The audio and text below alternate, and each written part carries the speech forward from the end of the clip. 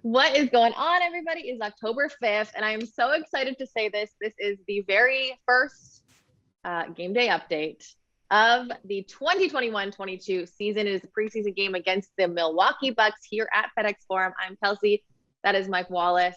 Let's kick it off, as we always do, with what people want to know, the injury report, because there is a long list on both teams. Yeah, Injury reports. yeah. Mike, you want to start with the Grizzlies?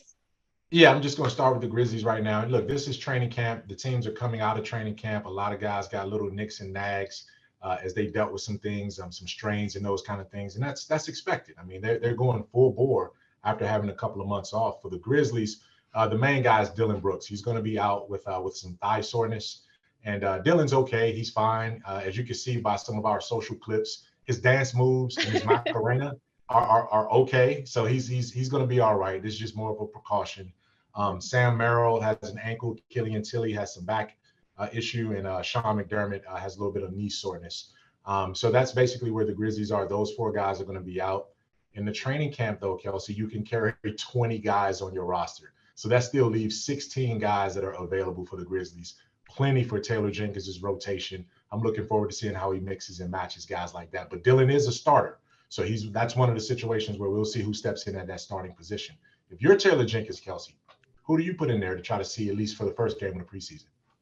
I'd throw in, I mean, if I'm Taylor Jenkins, I'd throw in probably Desmond Bane, right? To fill like kind of that shooting role, the defensive role, and then maybe Kyle Anderson beside him. But before we get to what Taylor Jenkins actually will do, there are some big names out for the Bucks too. Giannis Antetokounmpo will not play today. Bobby Portis is out. Rodney Hood is out. Chris Middleton is out. There is this long list. And again, I think it goes kind of the same with what you were saying about the Grizzlies. Nothing really to be concerned about. They're just not gonna play today. But I'm sure everything is fine. Yeah. I mean, the Bucks, the championship Bucks rotation is taking the first game of the preseason off, and that's one of the things we're going to see over the course of the first week of the preseason is that because now we're back to a traditional preseason schedule.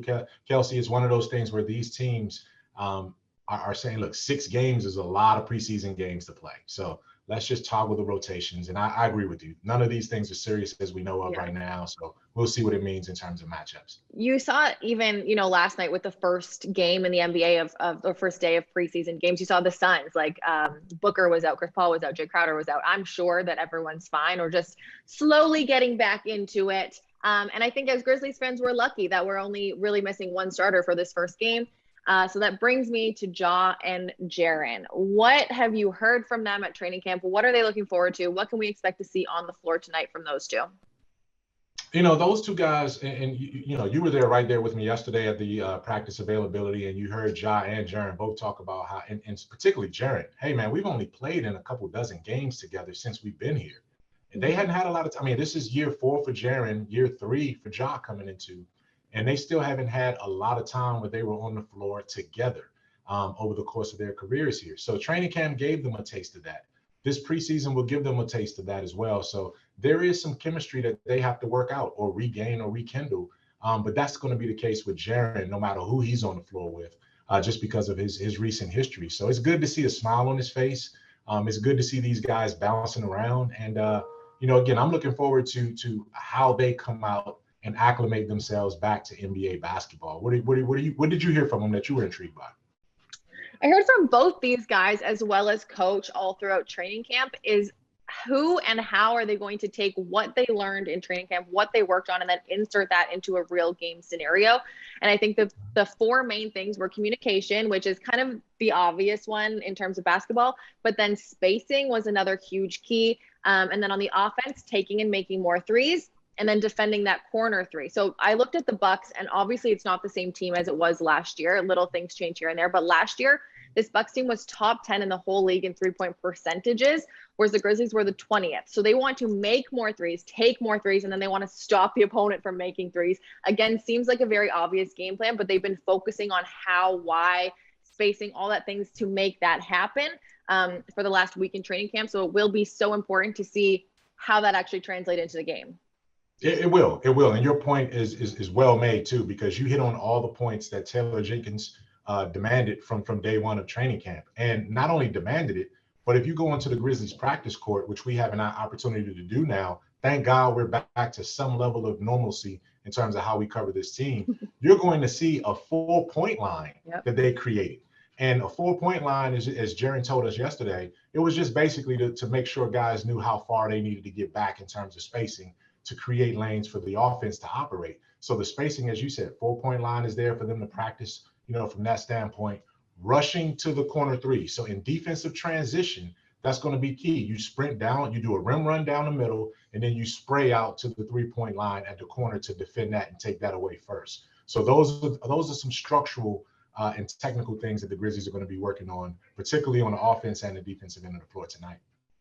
All right, and a few storylines to look out for. This is Grayson Allen coming back as a Buck. It's the first time he's going to be at FedEx Forum, not in his Grizzlies jersey. And then some big news came, well, I would say big news on Twitter. The GM surveys came out, and Jaren was number 1 voted to have a breakout season. Ja was tied for number 4. So obviously we're going to look to have big nights tonight with those two, big seasons with those two.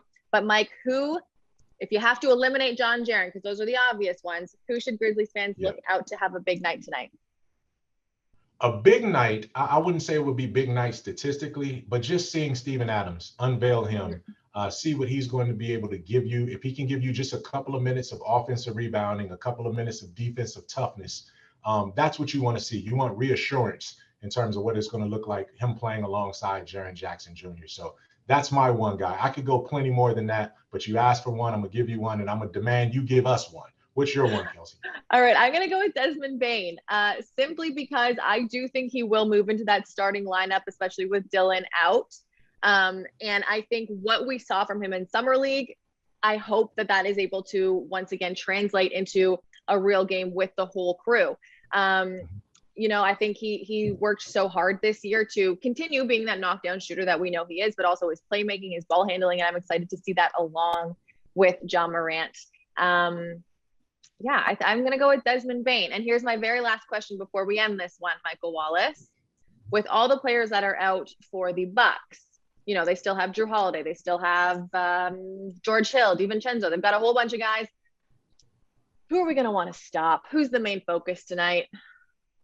This seems like it'll be a big Dante DiVincenzo game. And the reason why I say that is because I've always loved the guy, even going back to his year at Villanova. And he finally broke into that Bucks rotation at the beginning, towards the beginning last year, got hurt, and then he wasn't there for their championship run. So you're going to put a lot on him right now to carry this team through. He's a dynamic wing player, and I'm going to look forward to seeing how the Grizzlies defense adjusts to finding Dante DiVincenzo. Especially when they're trying to take away those threes. We know if you're a Villanova fan, DiVincenzo, he's that guy from the 3-point line. So hopefully the Grizzlies can make an emphasis on stopping that, especially in the corner. Game tip-off today at 7 p.m. It is on TNT, but we want you guys to watch it on Valley Sports. Watch the local feed. We're here for you. You can also hear it on the radio. Mike, are you calling the game tonight on the radio?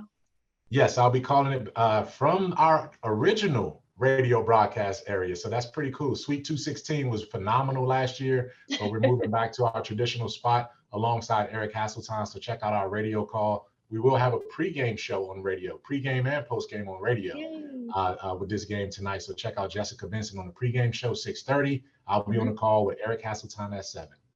All right. And then also pregame, if the radio's not quite your thing, or if you want to do both, hop on Instagram. We're going to have an Instagram live hosted by our very own Megan Triplett. Follow along our social channels the entire game, because you know that we have got you covered. And if you're interested, come on by, come to FedEx Forum. No, hold, Kelcey. You're being too humble. Because we're not going to bypass the opportunity to check out Kelcey's halftime keys and also a new feature, Stick Forward after the game. You're going to see Kelcey's walk-off interview once we get the win. When we get the win, after wins, you're going to see Kelcey and a player from the winning Grizzlies team on all of our social media channels as well, too, Mem Grizz and everything else. So make sure you check that out. She wasn't going to mention it, but I'm definitely going to mention it.